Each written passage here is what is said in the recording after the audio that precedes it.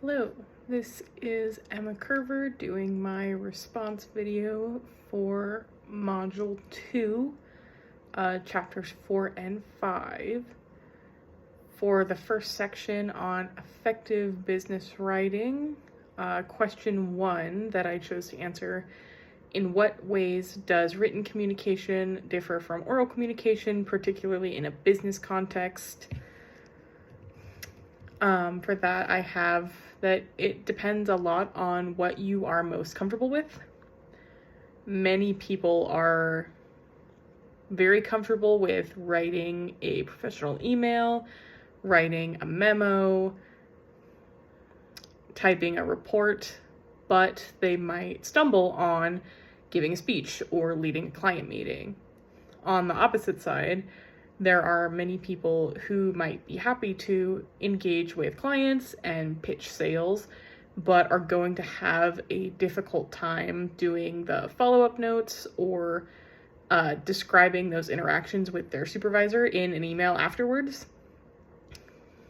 Written communication, I think, is a lot easier to correct because it isn't usually read instantaneously, other than maybe in a text message. On the flip side, it's easy to overcorrect and overthink something if you have all of this time to write it out and revise it and redraft it and do it over and over and over again. Oral communication, it's a lot easier to convey tone and intention because you're saying it verbally with inflection. However, it might be easy to stumble or make mistakes because you are in the moment and talking with a real person in real time. I've always kind of written like a robot. I have somewhat of a big vocabulary from when I was a kid. I read a lot of books. With this class, I was kind of worried that the teacher, or Mr. Islam Swart, was going to think that I was using AI in class because I write kind of weird. I think it's a lot easier on a video to sound like a normal person. Then for the next question in that section, how do you approach writing a message to a client or colleague? Share your process and how it aligns with the 8 essential elements of communication. At my job, I am very fortunate. We have a system called May I Text, or with the emails, it's called MCare. They're both pretty much the same thing, where a lot of the context, or a lot of the content, is preloaded. You choose like post-appointment or follow-up, there's different little situations. You pick what the context of that was, and it preloads a little template, and you just fill in the identifying information. You have the choice of doing a free-form text or email, but that is what we use for most of our client-facing communications. Tying that back to the 8 elements of communication, that system greatly reduces interference because it mitigates a lot of human error. Contextually, it makes us appear more professional and consistent as a unified company, because regardless of who a client is meeting with this time or the next time, we all have this consistent communication template and style. When I'm writing an email to a colleague, usually depends on how formal it is, whether it's, superior or just someone that I'm sending a quick little message to on a mutual project. But usually I'll read it, reread it, make sure everything is professional. If it is something especially important, I might have my manager look it over or have a second set of eyes before I send it.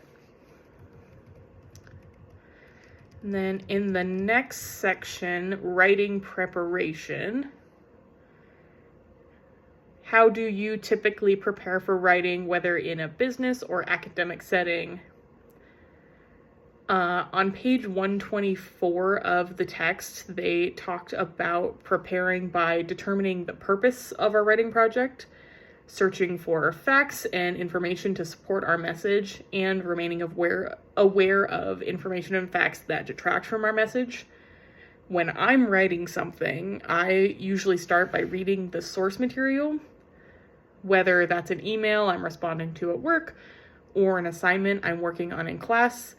Then I might draft out a rough outline of what I want to say. Sorry, I'm scrolling down my notes. Sometimes I'll do bullet points and then just make it all make sense later. Sometimes I'll do the full sentences and then revise it after reviewing it or getting feedback and just kind of narrow it down from there and make it all professional. And then for the second question in that section, discuss the importance of choosing the right communication channel for a business message. Reflect on a time when the channel you used impacted the effectiveness of your message and explore alternative channels that could have been more effective. Choosing the right channel for a business message can be critical. You want to choose one that supports the timeline you need, the needs of the audience, and one that is appropriate.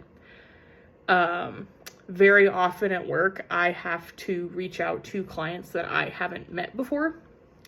The default when we are reaching out to clients is to make a phone call.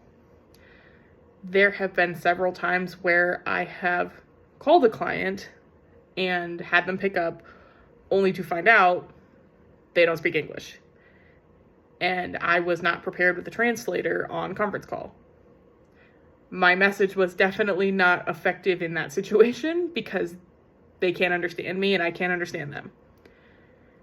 Had I known that, a more appropriate channel would have been to send a text or an email that could potentially be screen read or translated, Google translated, had someone else translate it for them, have a translator ready on the other line to be able to make a conference call with me, or have another associate that I work with that is fluent in that language reach out to them on my behalf.